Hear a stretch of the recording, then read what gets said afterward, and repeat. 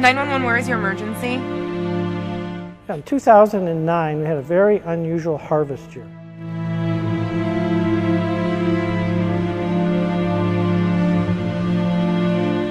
We had a lot of corn that went into storage that was not properly dried, nor was it matured.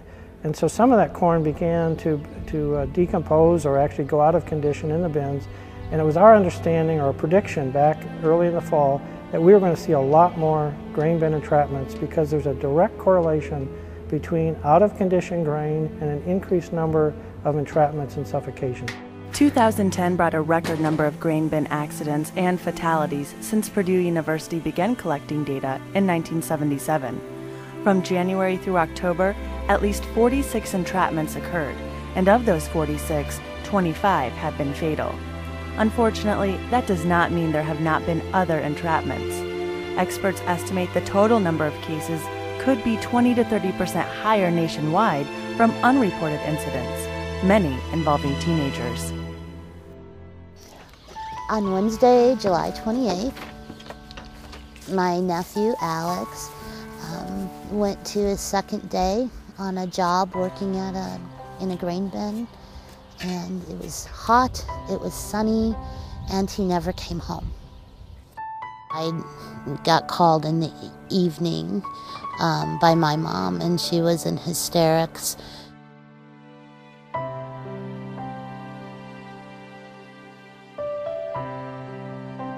I think that Annette had called her sometime in the afternoon. I think she waited to call because I think there was the hope that they would get Alex out.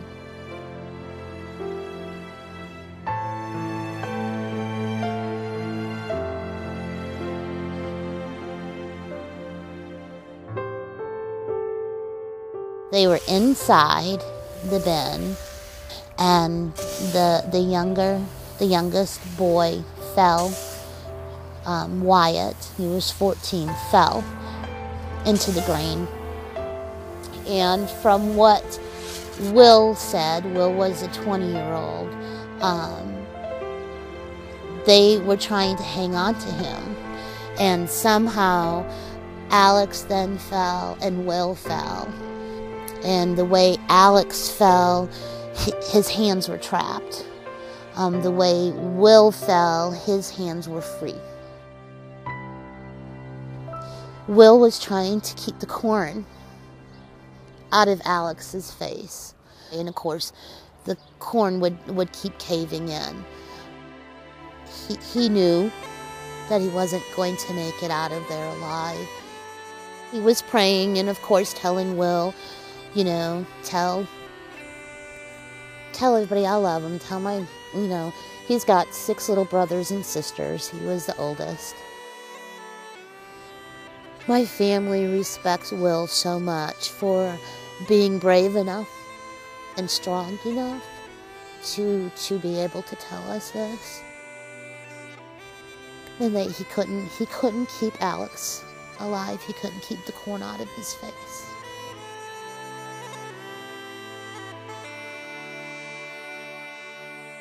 Tragedies such as this can greatly affect a farm family's ability to even continue to farm on the same ground. My experience has been, as I've watched some of these families go through these incidents, some of them lose the farm. Some of them end up being so uncomfortable with the grain handling structure that they actually will bulldoze down the bins where this person had died. Because they can't run away from this. Oftentimes it's a brother, a son, multi-generation, where they have to go back to work the next day to empty that grain. But families are not the only ones grain bin fatalities affect. Having close ties with neighbors is an important part of rural America that can also make such tragedies difficult for first responders. You're going to the local neighbor, and your local neighbor is the responder coming out there to help you. This is that person that you sit on the school board with and you go to basketball games and your kids grew up together. There is a real tight bond there, and even it plays a hard role even on the rescuers and the responders coming out, knowing that they're coming to somebody they know.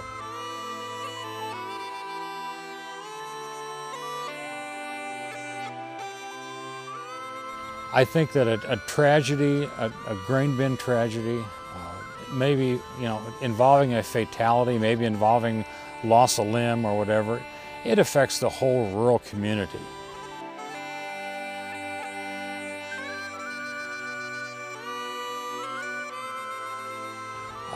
Everyone's really close-knit, and they really care for one another. And whether it happens in your immediate community or in a county or a municipality several counties away, it still seems like it's a part of you.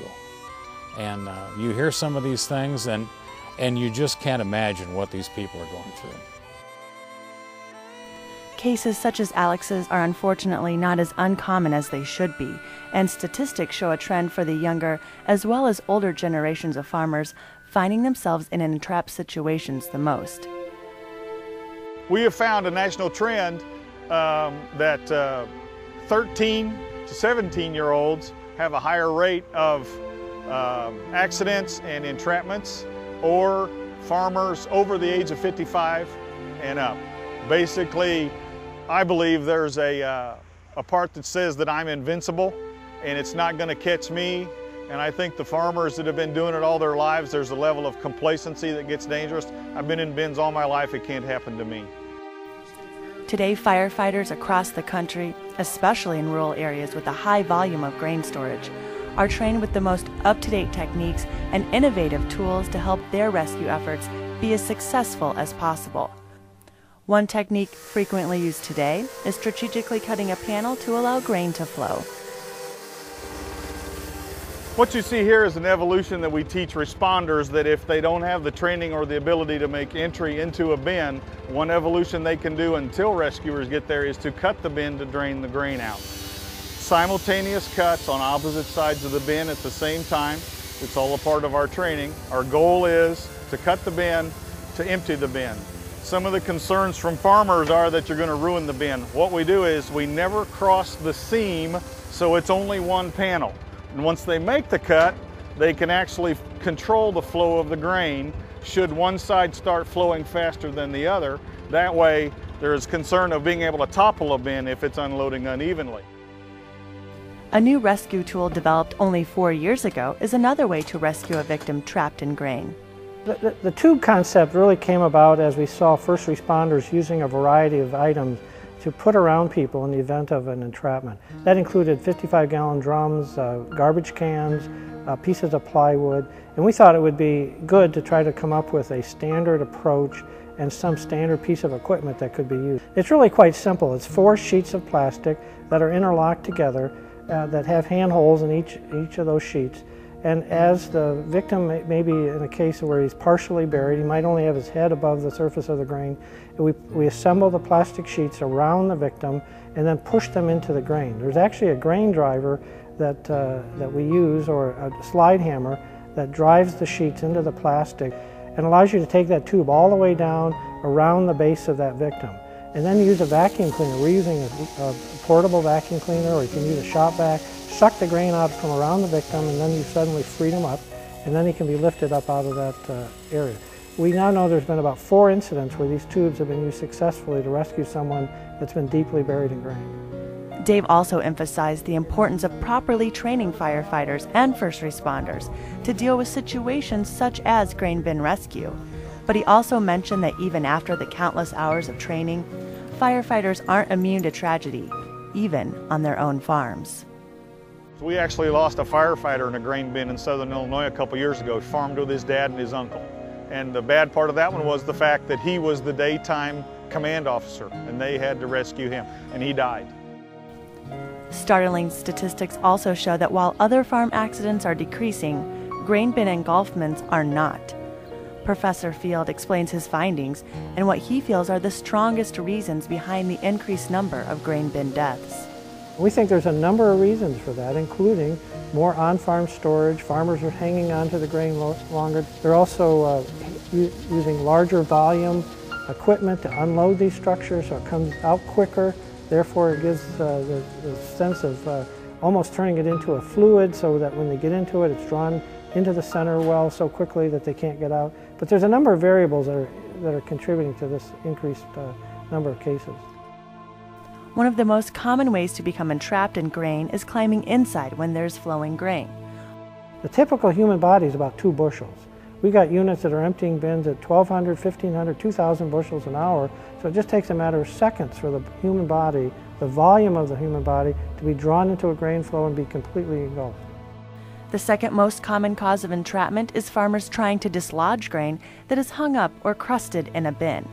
I've seen the inside of bins where I know there's got to be 1,000 pounds of grain stuck to the side of those walls. And if a farmer comes up from underneath on those and tries to knock that material down, he can either be covered by the grain as it falls off the wall and begins to flow down on him, or these large chunks can come down and cause traumatic injury just because of the weight of them, and cause either head injuries or broken bones because of the chunks that fall on them. While great strides have been made on rescue training, the #1 way to keep yourself safe is by prevention. Most importantly, try to stay out of the bin if at all possible. But if you must enter a bin, do not enter alone, or make sure someone outside of the bin knows you entered.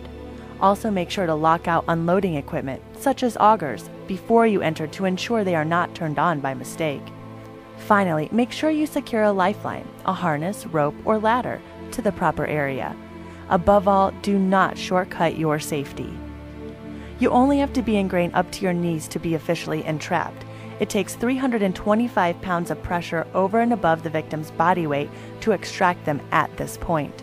Once you're at chest level, the compression on your lungs is so great you will likely suffocate even if your head remains free and clear.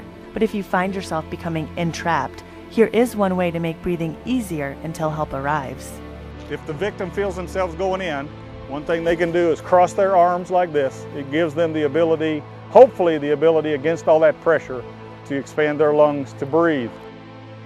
We understand that farmers are busy, but the next time you are about to enter a grain bin, stop and think twice. Decide if it is completely necessary, and if so, make sure to take all of the proper precautions to keep yourself from becoming a statistic.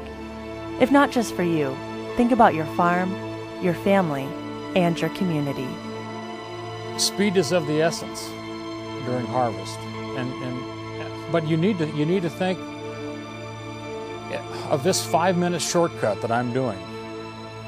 Is it worth it? Is it worth it to take the risk if it costs me my life?